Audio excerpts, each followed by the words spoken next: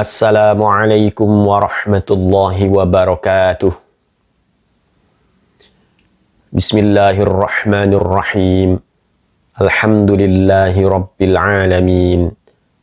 Wassalatu wassalamu ala sayyidina Muhammadin wa ala alihi wa ashabihi ajma'in. Amma ba'd. Faqad qala ta'ala fi kitabihil karim. وهو أصدق القائلين أعوذ بالله من الشيطان الرجيم واعتصموا بحبل الله جميعا ولا تفرقوا واذكروا نعمة الله عليكم إذ كنتم أعداء فألف بين قلوبكم فأصبحتم بنعمته إخوانا وكنتم على شفا حفرة من النار فأنقذكم منها Kadzalika yubayyinullahu lakum ayatihi la'allakum tahtadun. Shadaqallahul azim. Kaum muslimin rahimakumullah, muslimin muslimat dimanapun berada, alhamdulillah summa alhamdulillah. Pada kesempatan kali ini Allah subhanahu wa ta'ala masih memberikan kita nikmat iman, nikmat Islam, nikmat keistiqomahan untuk tetap berada di jalan Allah dan Rasulnya Muhammad sallallahu alaihi wasallam. Ini adalah nikmat terbesar yang diberikan Allah kepada kita setelah nikmat kesehatan, nikmat kesempatan, dan nikmat-nikmat lainnya.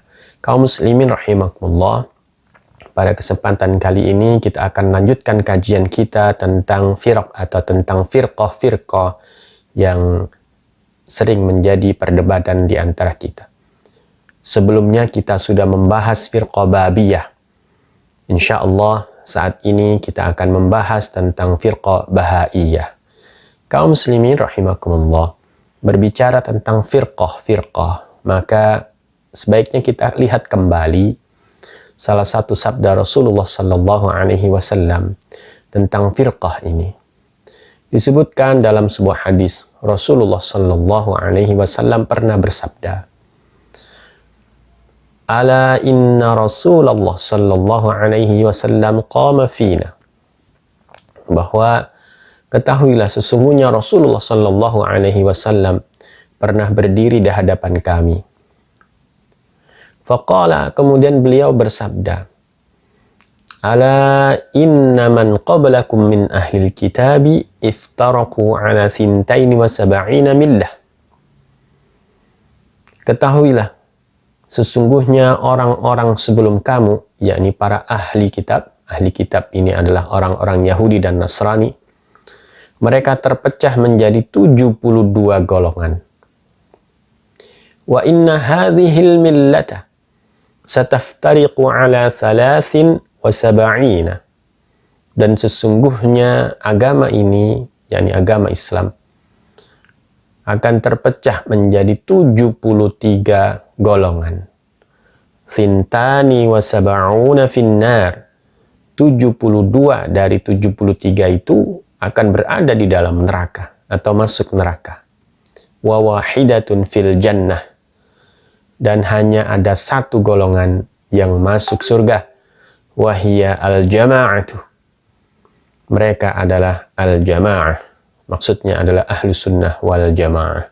Kaum muslimin rahimakumullah, kalau kita menelaah hadis Rasulullah sallallahu alaihi wasallam, kalau kita melihat sabda Rasulullah sallallahu alaihi wasallam, maka kita akan dapati bahwa banyak sekali golongan yang akan dimasukkan ke dalam neraka oleh Allah subhanahu wa ta'ala karena kesesatannya.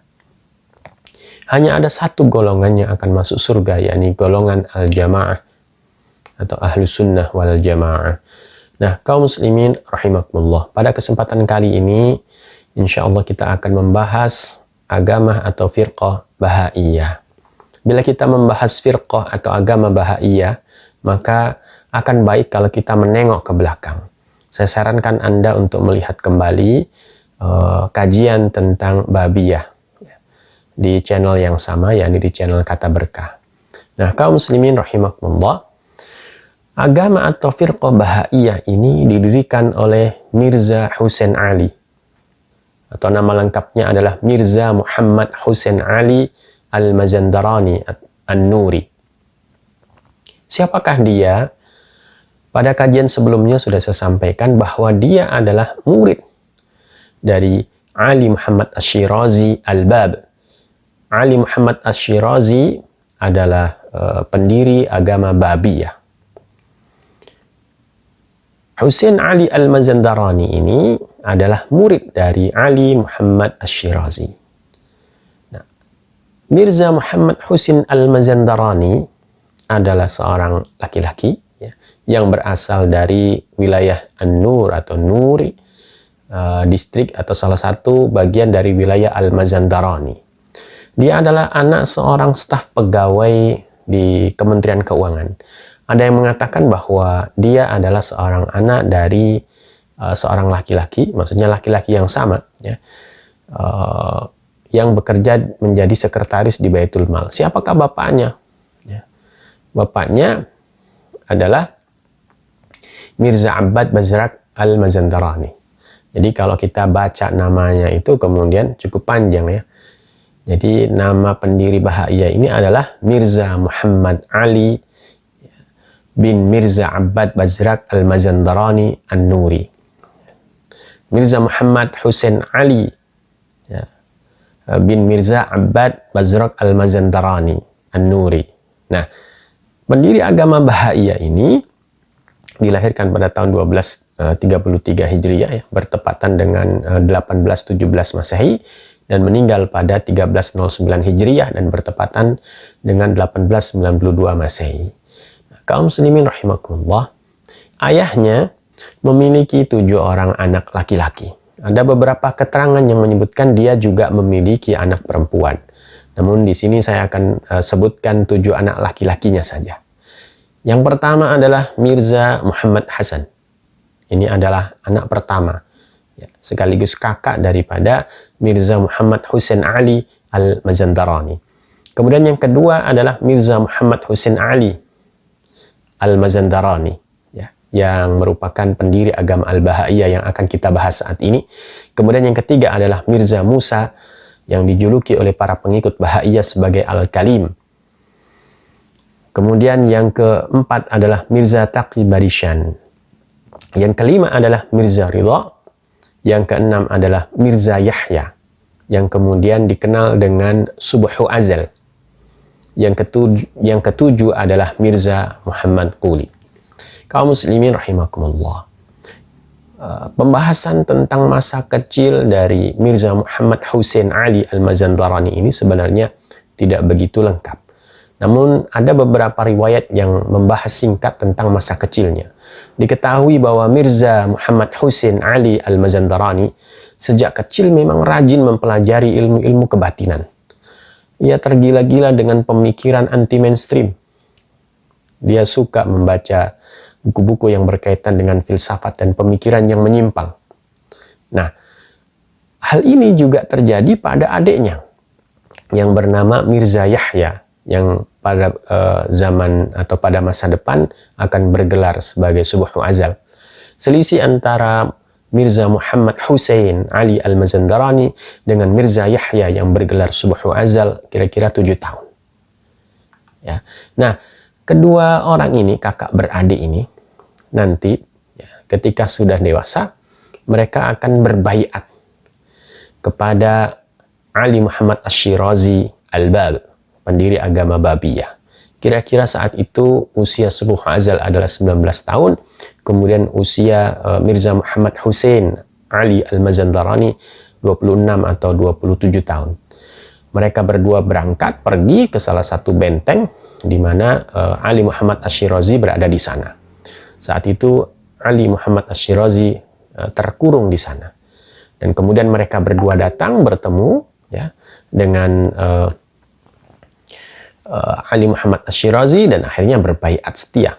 Berbaiat untuk menyebarkan agama yang dibawa oleh Ali Muhammad Ash-Shirazi, menyebarkan agama yang dibuat ya, oleh Ali Muhammad Ash-Shirazi Al-Bab. Nah, setelah dibaiat kemudian kedua orang ini pulang ke daerah Nuri, masih satu wilayah dengan Mazandarani. Mereka menyebarkan apa yang mereka peroleh dari Ali Muhammad Ash-Shirazi Al-Bab, pendiri agama Babiyah. Singkat cerita, banyak orang yang tertarik kemudian mengikuti dua kakak beradik bersaudara ini. Nah, kaum muslimin rahimakumullah. Kemudian setelah sekian lama agama Babiyah ditumpas oleh pemerintah Iran dan akhirnya agama Babiyah punah. Namun sebelum habis agama Babiyah ini, Ali Muhammad Ash-Shirazi memberikan wasiat atau memberikan tongkat estafet kepemimpinan kepada Yahya Subhu Azal. Namun kemudian hal ini tidak disukai oleh Mirza Muhammad Husain Ali Al-Mazandarani. Awalnya ia mengakui bahwa adiknya Yahya Subhu Azal itu sebagai penerus dari Ali Muhammad Ash-Shirazi. Namun dalam perjalanan selanjutnya, Mirza Muhammad Husain Ali Al-Mazandarani tidak setuju, tidak mendukung adiknya yang ditunjuk secara langsung oleh Ali Muhammad Ash-Shirazi Al-Bab. Seiring dengan perjalanan waktu, kemudian dua orang kakak beradik yang sama-sama menganut Al-Babiyah ini, atau agama Babiyah atau Firqah Babiyah, berkonflik. Sampai kemudian mereka saling membuka aib masing-masing, mereka saling serang. Ya. Nah, di dalam kitab yang tenar di kalangan penganut Babiyah dan Bahaiyah, disebutkan bahwa Mirza Muhammad Husain Ali Al-Mazandarani menyebut Yahya Subhu Azal sebagai orang kafir, sebagai orang yang durhaka. Sebaliknya Yahya Subhu Azal pun menyebut Mirza Muhammad Husain Ali Al-Mazandarani sebagai orang yang terburu-buru, orang yang ceroboh, kalau bahasa Jawanya kemerungsung. Setiap melakukan sesuatu tidak dipikirkan dulu. Nah, kedua kakak beradik ini singkat cerita saling berkonflik. Sampai kemudian mereka diasingkan ke Baghdad. Nah, kaum muslimin dimanapun berada, kita perlu tahu dulu bahwa saat mereka diasingkan ke Baghdad, maka kita akan mendapati bahwa ada campur tangan asing yang selalu membackup mereka. Siapakah mereka? Siapakah asing itu? Campur tangan asing di sini maksudnya adalah negara selain pemerintahan Iran saat itu. Dalam beberapa keterangan disebutkan bahwa yang membackup adalah Imperium Rusia. Pada kajian sebelumnya sudah saya sebutkan bahwa dulu Rusia adalah sebuah imperium, sebuah kerajaan yang dipimpin oleh seorang tsar. Tsar itu seperti kaisar begitu, ya. Nah, backup Imperium Rusia kepada dua orang ini dimulai sejak ketika Shah Nasiruddin bermaksud menangkap Mirza Muhammad Husain Al-Mazandarani. Saat itu kedutaan Rusia atau kedutaan Imperium Rusia atau kerajaan Rusia berusaha menghalang-halangi penangkapan Mirza Muhammad Husain Al-Mazandarani. Dengan susah payah akhirnya pemerintah Iran pun berhasil menangkap Husain Al-Mazandarani, Husain Ali Al-Mazandarani ini. Dan kemudian dituntut 4 tahun atau 4 bulan penjara atas dugaan percobaan pembunuhan kepada Shah Nasiruddin. Shah Nasiruddin adalah penguasa Iran saat itu.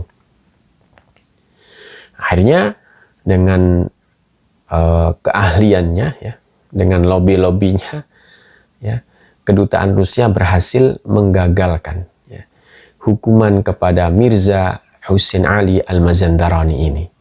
Singkat cerita kemudian terbebas, tapi ujungnya kemudian kedua orang kakak beradik, yakni Mirza Husain Ali Al-Mazandarani dan Yahya Subhu Azal diasingkan ke Baghdad. Baghdad saat itu menjadi wilayah Turki Utsmani. Ketika sudah di Baghdad, sebelum sampai ke Baghdad, ketika dalam perjalanan pengasingan, kedutaan Rusia atau pemerintah Rusia, kerajaan Rusia saat itu, bukan Rusia yang sekarang, mengirimkan satu grup pasukan pengawal untuk mengamankan dua orang ini. Nah, kaum muslimin rahimakumullah dimanapun Anda berada. Kalau kita bicara tentang agama Bahaiyah, maka kita harus paham betul ya, apa sebenarnya yang dimaksud dengan Bahaiyah ini. Ya. Jadi kalau kita lihat di dalam kitabnya, kitab suci agama Al-Bahaiyah ini adalah kitab Al-Aqdas.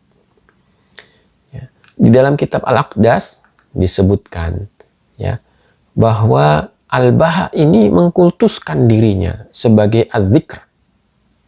Ya.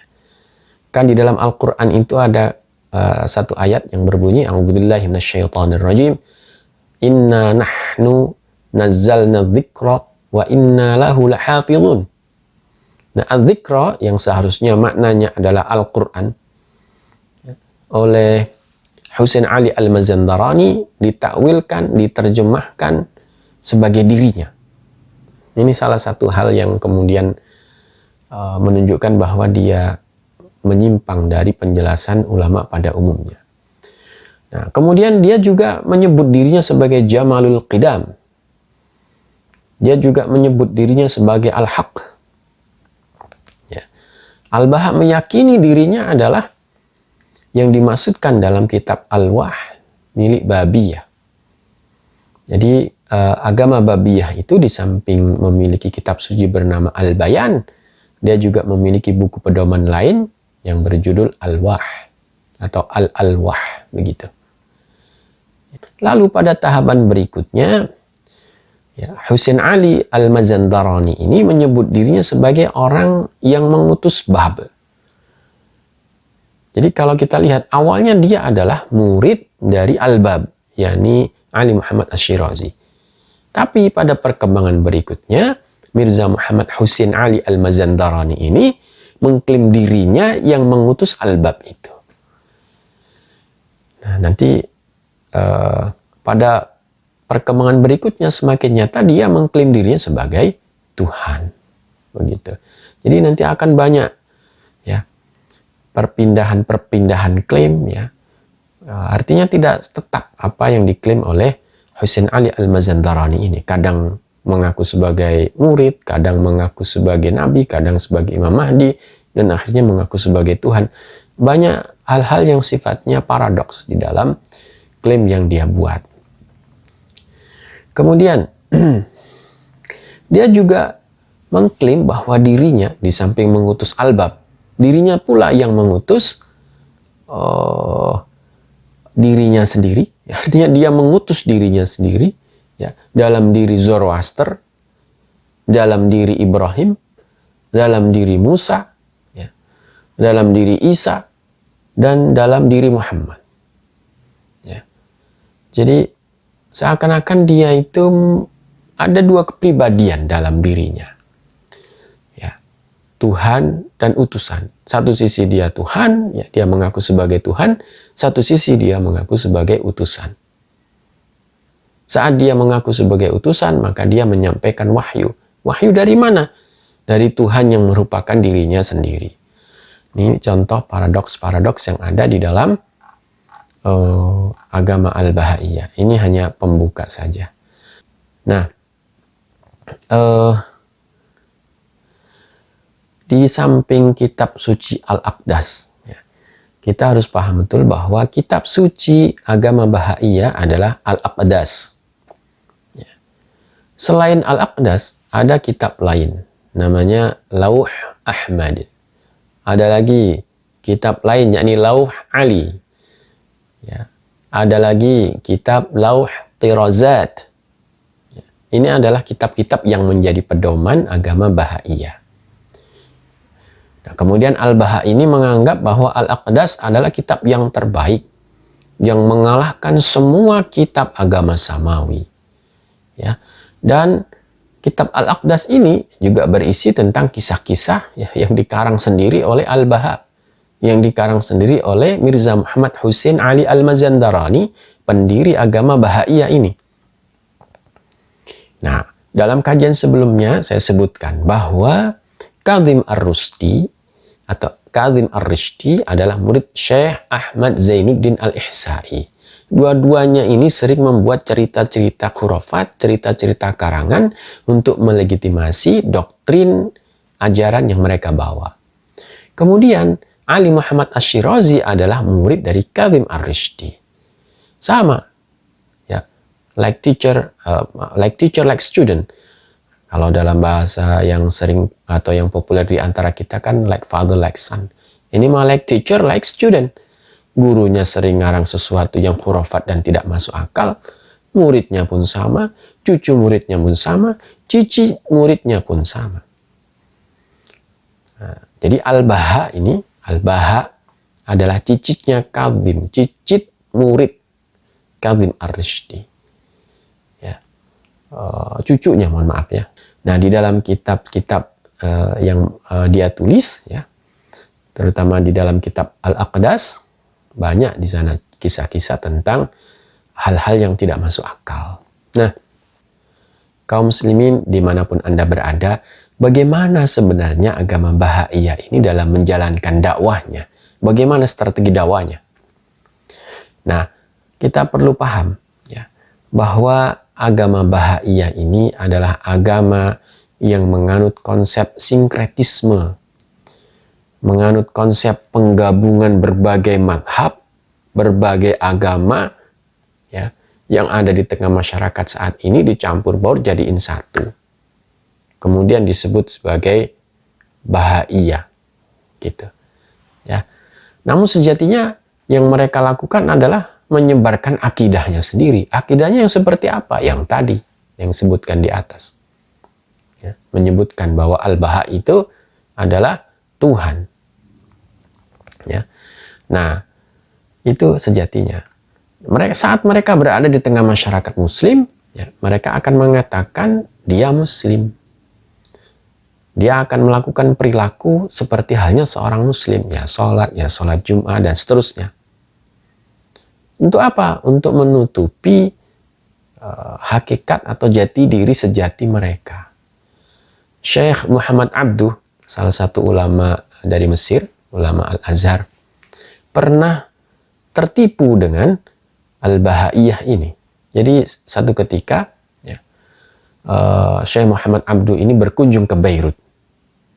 Saat berada di Beirut, dia melaksanakan sholat Jum'ah. Kemudian salah satu pimpinan Al-Bahaiyah melaksanakan sholat Jum'ah juga bersama dengan Syekh Muhammad Abduh. Setelah bertemu dengan Syekh Muhammad Abduh, pimpinan Bahaiyah ini menyampaikan bahwa sebenarnya agama Bahaiyah ini adalah tujuannya untuk mendekatkan berbagai macam mazhab yang ada di agama Islam. Tujuannya sangat mulia. Syekh Muhammad Abduh saat itu sempat tertipu dan sempat menganggap bahwa agama Bahaiyah atau firqah Bahaiyah ini mulia.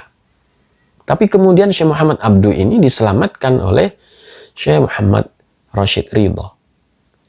Dikasih cerita bahwa agama Bahaiyah itu sebenarnya begini. Ya, ini contoh ya. Bagaimana mereka mengkamuflasekan dirinya di tengah umat beragama. Bukan hanya Islam yang kemudian dimasuki. Agama yang lain pun sama. Dalam banyak keterangan disebutkan salah satu orang yang sudah berubah menjadi atau menganut agama Bahaiyah awalnya adalah seorang Nasrani. Dia membuat laporan ya, kepada petinggi Bahaiyah, kemudian disampaikan kamu tetaplah seperti orang Nasrani sambil menyebarkan Al-Bahaiyah. Nah, kaum muslimin dimanapun berada, bagaimana dengan akidahnya? Seperti apa akidahnya? Agama Bahaiyah ini, sebagaimana saya sebutkan atau saya ulas tadi di depan, merupakan campuran dari berbagai mazhab, campuran dari berbagai agama. Kenapa demikian? Karena sebenarnya agama ini tidak turun dari Allah Subhanahu wa Ta'ala. Agama ini adalah agama wad'i, agama bikinan manusia. Tapi mencoba mendompleng gitu ya dengan agama samawi. Makanya dalam beberapa kesempatan dia berusaha ya, untuk menggunakan ayat Al-Quran, untuk mengangkat pamornya, untuk menguatkan klaimnya. Setelah ayat itu dicomot, kemudian ditakwilkan, ditafsirkan sesuai dengan keinginannya, sesuai dengan kepentingannya. Sebagai contoh, mereka mengutip ayat Al-Quran, was-samawat matwiyat biyamini. Ketika menafsirkan atau mentakwilkan ayat itu, ya, mereka mengatakan bahwa yang dimaksud dengan ayat itu adalah Brahmanisme, agama Buddha, agama Konfusianisme, Zoroaster, Yahudi, Nasrani, dan Islam, semuanya berada dalam genggaman tangan kanan Mirza Husain Ali Al-Mazandarani Al-Baha. Ya. Yang pertama. Yang kedua, sesungguhnya Tuhan tidak memiliki nama. Sesungguhnya Tuhan tidak memiliki sifat. Sesungguhnya Tuhan tidak memiliki perbuatan. Ini akidah kedua dari Al-Bahaiyah. Ini tentu sangat bertolak belakang dengan agama Islam. Dalam agama kita, Tuhan punya nama, yakni Allah. Bahkan namanya disebutkan di dalam Al-Quran, punya Al-Asma Al-Husna, nama-nama yang baik. Ya. Dalam Islam, Tuhan juga punya sifat. Sifatnya ditentukan oleh Tuhan sendiri. Dalam sistem tauhid kita juga disebutkan ya, bahwa Tuhan memiliki af'al. Namun di dalam agama Bahaiyah, ya, itu tidak ada. Tuhan nggak punya nama, Tuhan nggak punya sifat, Tuhan nggak punya af'al atau nggak punya perbuatan. Ya, kata mereka semua nama, ya, sifat dan perbuatan disandarkan kepada Tuhan ya, sebagai simbol atau sebagai rumus yang mengarah kepada personal manusia istimewa ya, yang telah lalu atau yang akan datang. Ya. Mereka inilah penampakan perintah Allah. Mereka inilah maksudnya manusia-manusia istimewa tadi ya, adalah tempat turunnya wahyu Allah. Ya, dan rangkaian manusia-manusia istimewa ini kemudian mencapai puncaknya pada diri Mirza Muhammad Husain Ali Al-Mazandarani Al-Bahai, pendiri agama Bahaiyah. Yang ketiga adalah Al-Baha, yakni Mirza Husain Ali Al-Mazandarani, mengklaim dirinya sebagai puncak eksistensi, puncak realitas. Ya. Katanya, semua Rasul terdahulu tugasnya adalah untuk menyadarkan tabiat kemanusiaan yang tertidur. Ketika tugas itu telah ditunaikan oleh para Rasul terdahulu, ya, maka manusia telah siap menerima hakikat sesungguhnya. Itu menurut mereka ya, menurut agama Bahaiyah. Artinya pada awalnya Allah tampak begitu. Pada diri Al-Bab, yakni Ali Muhammad Ash-Shirazi yang mendirikan Babiyah. Kemudian dijuluki Al-Hadrah Al-Ula. Jadi penampakan Allah pada diri Al-Bab, yakni pada diri Muhammad Ash-Shirazi, ya, itu dijuluki Al-Hadrah Al-Ula. Kemudian Allah tampak dan bersinar pada diri Al-Baha, pendiri agama Al-Bahaiyah ini, yakni Husain Ali Al-Mazandarani ini. Ya, dialah penampakan ketuhanan yang paling sempurna untuk memberikan wahyu kepada makhluknya tentang hakikat keabadian yang mengantarkan menuju kemuliaan yang agung. Kaum muslimin rahimakumullah, ini doktrin yang ketiga tentang akidah mereka. Yang keempat bagaimana? Dalam kesempatan yang sama, ya, tadi sudah saya singgung ya. Jadi Husain Ali Al-Mazandarani ini satu kesempatan dia menjadi Tuhan, ya. Satu kesempatan dia menjadi nabi. Ya. Tentu ini adalah sesuatu yang paradoks, sesuatu yang tidak masuk akal. Bagaimana mungkin ya, dua orang merangkap sebagai pencipta dan yang dicipta? Ini adalah sebuah paradoks. Nah, terkait dengan kiblat, kiblat Bahaiyah adalah kuburan Mirza Husain Ali di Akka, ya, sebagaimana disebutkan oleh Abdul Baha. Abdul Baha ini adalah anak dari Mirza Husain Ali Al-Mazandarani. Nama aslinya adalah Abbas Afandi, ya, bergelar Abdul Baha atau mengganti namanya menjadi Abdul Baha. Tadi saya sebutkan bahwa agama Al-Bahaiyah ini mentakwil Al-Quran dengan penjelasan atau dengan takwil sesuai dengan kepentingan mereka. Nah, saya sampaikan beberapa takwil mereka juga ya terkait dengan beberapa ayat Al-Quran. Misalnya di dalam surat At-Takwir, A'udzu billahi minasyaitonir rajim, bismillahirrahmanirrahim. Idza syamsu kuwirat. Artinya apabila matahari digulung. Dalam penjelasan mereka, dalam takwil mereka, ya, mereka menjelaskan bahwa maksud ayat itu adalah sesungguhnya syariat Islam telah berlalu masanya dan digantikan dengan syariat Bahaiyah. Ini takwil mereka. Wa idzal jibalu suyirat, artinya apabila gunung dihancurkan. Mereka mentakwilkan bahwa undang-undang modern telah nampak. Jadi yang dipakai undang-undang modern saja. Itu takwil mereka. Wa idzal isyaru uttilat, artinya apabila unta bunting ditinggalkan dan tidak diurus. Dalam takwil mereka, lokomotif telah tiba. Maka lokomotif harusnya dijadikan pengganti sebagai onta. Kita tahu bahwa onta adalah hewan piaraan di Timur Tengah. Salah satu fungsinya adalah sebagai kendaraan di samping sebagai binatang ternak untuk dimanfaatkan daging dan susunya. Kemudian ayat berikutnya adalah ya, salah satu takwilnya misalnya ya, wa idzan nufusu zuwijat, artinya dan apabila roh dipertemukan dengan tubuh. Orang Al-Bahaiyah atau agama Al-Bahaiyah mentakwil ayat ini seperti ini. Orang Yahudi, orang Nasrani, orang Majusi bersatu dan bersinkretis atau bergabung dalam satu agama, yakni agama Mirza Hussein Ali Al-Bahai atau Al-Mazandarani. Nah, ini adalah contoh-contoh takwil mereka terhadap beberapa ayat Al-Quran. Nah, kaum muslimin rahimakumullah, bagaimana gagasan mereka tentang kenabian? Yang pertama, ketika mereka ditanya perihal tafsir, misalnya ya, ada satu ayat Al-Quran ya, yang berbunyi, maka Muhammadun aba ahadim min rijalikum walakin Rasulullah wa khataman nabiyyin. Artinya, Muhammad itu bukanlah bapak dari seseorang di antara kamu, tetapi dia adalah utusan Allah dan penutup para nabi. Surat Al-Ahzab ayat 40. Ya. Mereka mentakwil ayat ini seperti ini. Bahwa ayat itu ya, adalah kepastian yang majazi. Ya. Maksudnya tentang akhir nabi, tentang penjelasan bahwa Muhammad itu adalah akhir nabi atau nabi terakhir.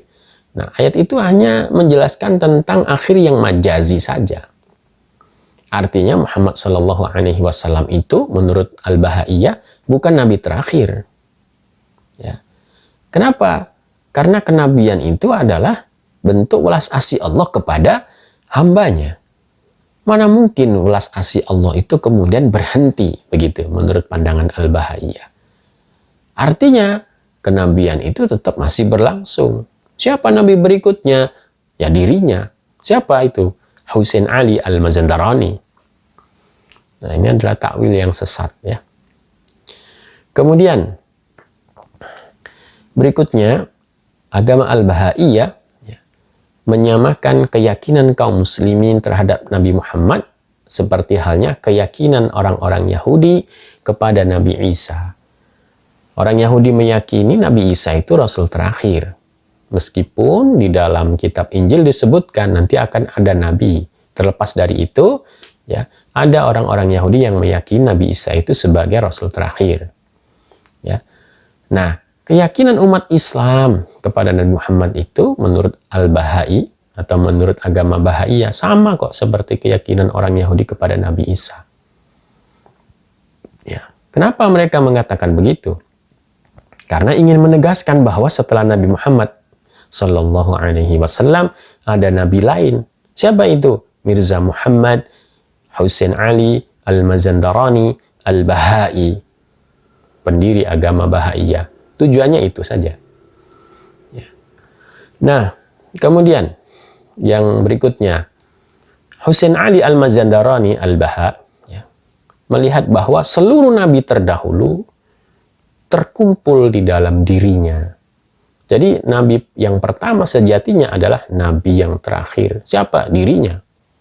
Pokoknya semuanya ada, paket komplit dalam dirinya. Begitu ya, penjelasan sederhananya begitu.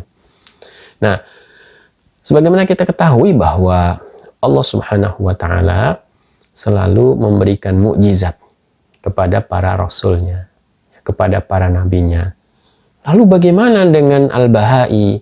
Bagaimana dengan Husain Ali Al-Mazandarani Al-Bahai yang mengaku sebagai nabi sekaligus mengaku sebagai Tuhan ini? Apa pandangannya tentang mukjizat? Menurut mereka, ya, mukjizat bukan penyerta yang menegaskan kebenaran para nabi dan para rasul secara kuat. Menurut mereka, mukjizat bukan syarat utama kenabian. Ya. Bahkan disebutkan oleh Abu Fadl bin Muhammad Ar-Ridha yang dikenal dengan Fathullah Al-Irani, ya. Sesungguhnya keajaiban-keajaiban dan mukjizat-mukjizat termasuk dalil penguat kenabian saja, dalil penguat. Ya, dan bukan merupakan bukti kebenaran inti dari sebuah kenabian. Mukjizat adalah dalil sekunder, bukan dalil primer. Ini menurut penganut Bahaiyah. Artinya nggak penting mukjizat itu kalau bahasa sederhananya. Ya.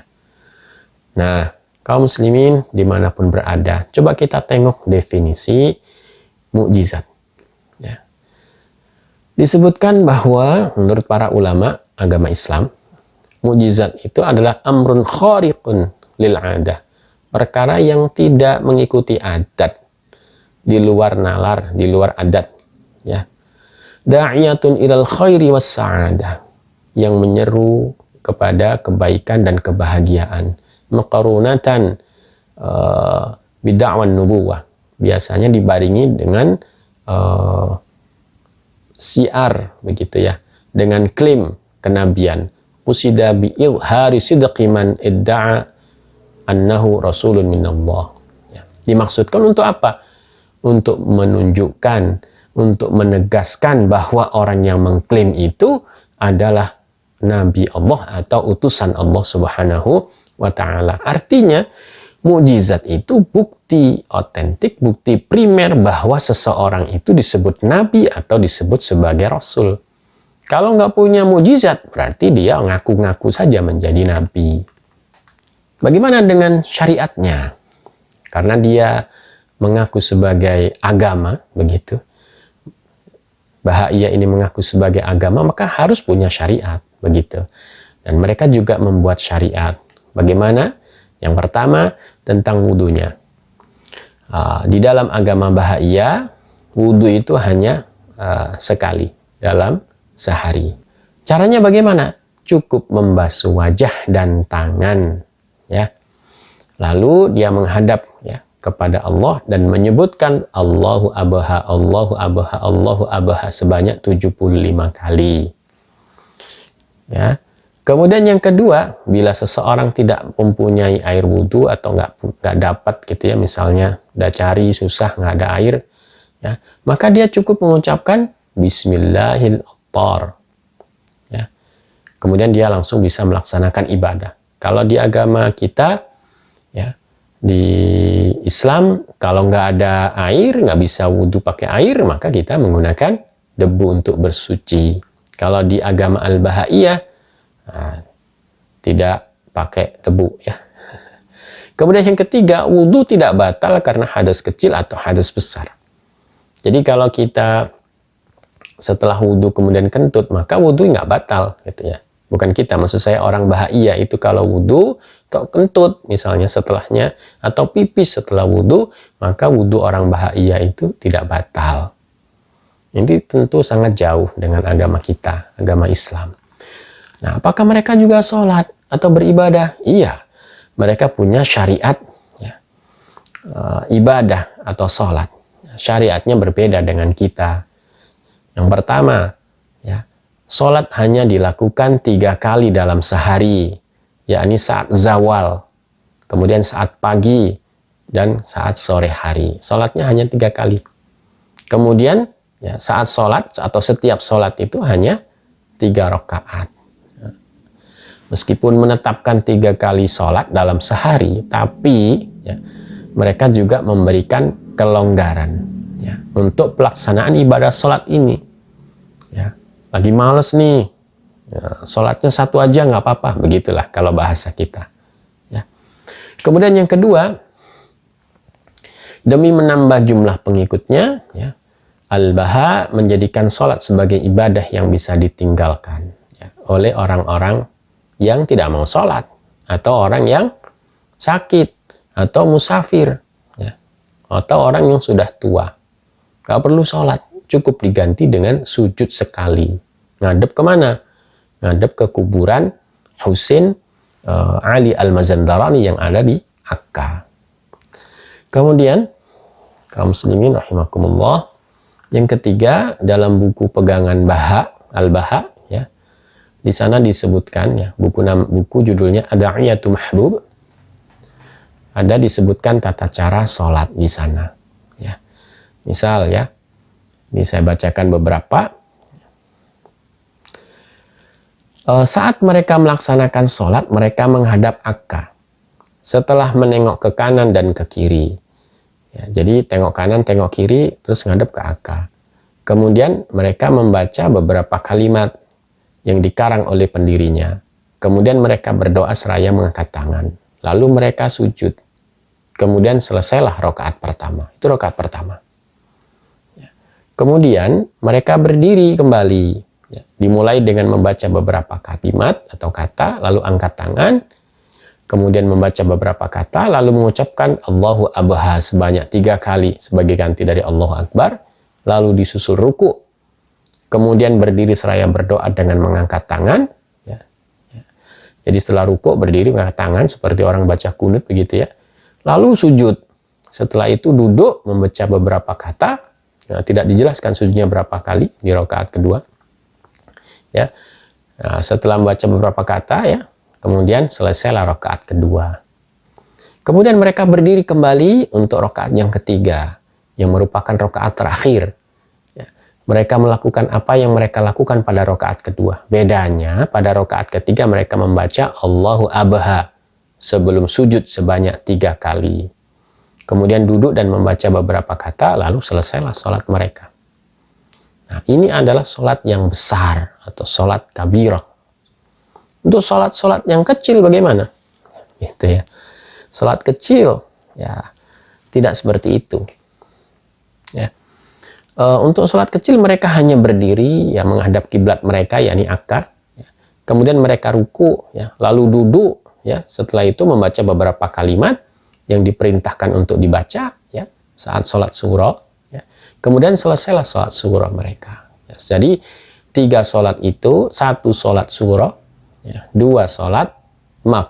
sholat kubra, 2 sholat surah. Saya ulang lagi. Jadi 3 sholat itu, 1 sholat kubra, 2 sholat surah. Kemudian, ya, syariat mereka tentang sholat dilaksanakan sendiri-sendiri. Sholat jamaah hanya dilakukan ya pada sholat jenazah saja. Ini adalah ajaran Al-Baha, ajaran Husain Ali Al-Mazandarani Al-Baha. Namun ajaran ini kemudian dirubah ya, dan dihapus oleh Abdul Baha. Abdul Baha ini adalah anak Al-Baha. Nama aslinya adalah Abbas Afandi atau Abbas Effendi. Ya. Dirubah oleh dia. Ya. Abdul Baha memperbolehkan penganut Al-Bahaiyah ya, melaksanakan sholat mereka secara berjamaah. Ya, ini perubahan syariat berkaitan dengan sholat. Lalu bagaimana dengan puasa? Mereka juga punya syariat puasa. Al-Bahaiyah melaksanakan puasa pada bulan Ala. Jadi Al-Bahaiyah ini juga punya sistem kalender sendiri. Kalau di agama kita ada kalender Hijriyah, ya, kalender Islam Hijriyah. Di agama Bahaiyah juga ada kalender. Ya. Nah, bedanya kalau di Al-Bahaiyah ini jumlah bulannya ada 19. Setiap bulan ada 19 hari. Ya. Kalau di total, ya kira-kira 361, masih kurang 5, ditambah 5 namanya Ayyamul Baha, atau hari-hari Baha. Ya. Nah, setelah puasa ada hari rayanya. namanya Hari Raya Nairuz. Beberapa orang menyebut Nauruz. Hari raya ini bertepatan dengan awal musim semi, yaitu tanggal 21 Maret. Ya. Nah, kemudian di dalam agama Al-Bahaiyah ini yang kedua ya, puasa itu adalah aktivitas menahan makan dan minum dari matahari terbit sampai matahari tenggelam. Itu saja. Artinya saat penganut Bahaiyah ini puasa, kemudian siang melaksanakan hubungan seksual atau melakukan hubungan seksual, maka puasanya tidak batal. Itu syariat puasa agama Al-Bahaiyah. Nah, yang berikutnya, yang ketiga, meskipun agama Bahaiyah memerintahkan puasa, namun ini bukan sebuah kewajiban. Ya. Orang yang malas puasa, boleh nggak puasa. Orang yang sakit, boleh nggak puasa. Orang hamil, boleh nggak puasa. Orang menyusui, tua renta, atau bekerja di pekerjaan yang berat, boleh tidak puasa. Apakah ada konsekuensinya kalau tidak puasa? Tidak dijelaskan secara detail apa konsekuensinya kalau tidak puasa. Nah, tadi saya sebutkan bahwa ini yang keempat, hari rayanya adalah hari raya Nairuz atau sebagian orang menyebutnya Nauruz. Tapi ada hari lain yang juga merupakan hari-hari besar di agama Bahaiyah, yakni hari kelahiran Al-Baha. Hari kelahiran Mirza Muhammad Husain Ali Al-Mazandarani, ya, dan hari diutusnya Ali Muhammad Ash-Shirazi Al-Bab, pendiri agama Babiyah. Ini hari besar di agama Al-Bahaiyah. Nah, puasa sudah. Apakah zakat juga ada syariatnya? Ada. Tapi datangnya belakangan. Jadi ceritanya para penganut Bahaiyah ini bertanya kepada petingginya, kepada Baha, apakah ada syariat tentang zakat untuk agama kita? Awalnya mereka nggak punya dan mengatakan sebaiknya merujuk saja ke Al-Furqan, ke Al-Quran. Padahal di dalam Al-Quran tidak dijelaskan tentang nisab zakat. Jadi ketika ditanya tentang nisab zakat nggak bisa jawab. Udah ngerujuk aja ke Al-Quran. Di Al-Quran tidak ada nisab zakat. Nisab zakat itu dijelaskan di dalam hadis-hadis Nabi Muhammad SAW. Ya. Setelah sekian lama, kemudian keluarlah syariat zakat yang berkaitan dengan nisab zakat. Dalam agama Al-Bahaiyah disebutkan nisab zakat adalah 100 mithqal. Ya. Berapa zakat yang wajib dikeluarkan? Yang dikeluarkan adalah 19 mithqal. Jadi agama Al-Bahaiyah ini sangat mencintai angka 19. Haji, apakah ada syariatnya juga? Apakah ada perintah haji? Sama. Agama Al-Bahaiyah ini juga memiliki syariat haji. Bedanya di dalam agama Al-Bahaiyah dengan agama Islam adalah kalau di dalam agama Al-Bahaiyah ya, tidak ditentukan kapan waktunya, bagaimana caranya. Ya, tidak ada ketentuannya. Yang kedua, yang boleh haji hanya yang laki-laki. Atau yang wajib haji hanya laki-laki. Perempuan tidak wajib haji. Ya. Yang ketiga, hajinya dilakukan di 2 tempat. Yakni rumah Husain Ali Al-Mazandarani Al-Bahai yang ada di Baghdad. Ya.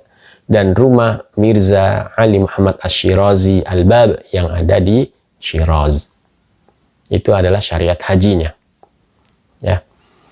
Nah, kaum muslimin dimanapun berada, yang berikutnya syariat tentang nikah.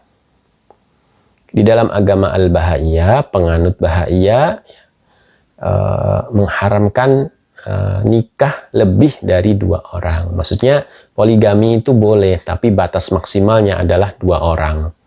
Kenapa demikian? Karena pendirinya, istrinya cuma 2 orang. Dalam beberapa keterangan disebutkan begitu ya. Nah, yang berikutnya, ya, saat Al-Baha ini sudah meninggal, syariat poligami 2 orang ini kemudian dihapus. Oleh siapa? Oleh Abbas Effendi atau Abbas Afandi. Kenapa demikian? Ya, karena syarat yang ditetapkan di dalam kitab suci Al-Aqdas itu sulit untuk dipenuhi ya menurut pandangan Al-Bahaiyah, ya, maka kemudian poligami dihapus. Yang ketiga,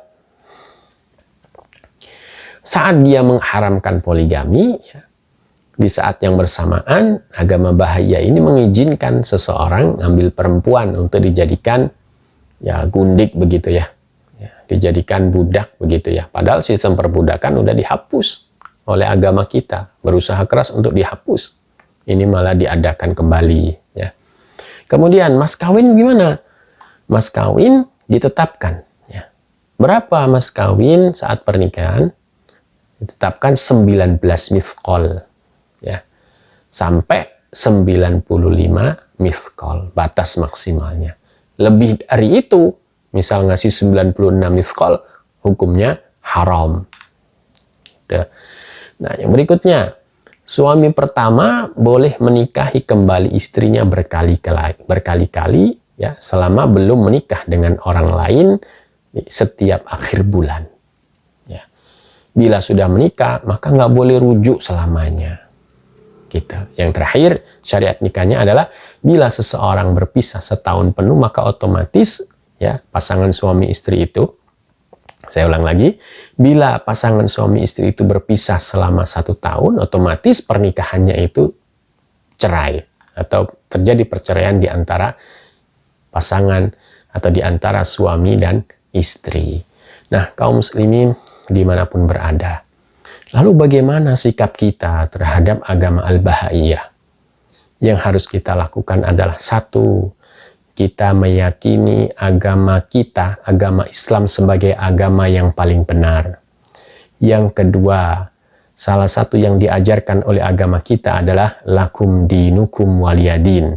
Bagimu agamamu, bagiku agamaku. Kita tidak perlu mengolok-olok mereka. Kita hormati keyakinan mereka. Kalaupun mereka ada di Indonesia, kita hormati.